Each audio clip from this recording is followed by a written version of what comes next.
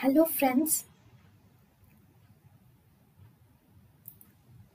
welcome to Creative Medicine. In this lecture, we will learn about. Hello friends, identify the instrument.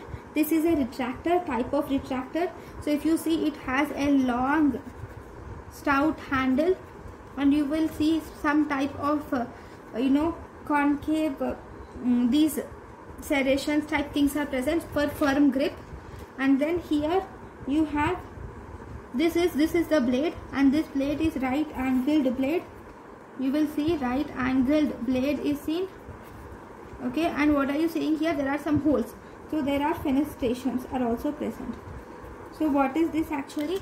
This is a scapula retractor. So this is scapula retractor. So what is the use of this scapula retractor?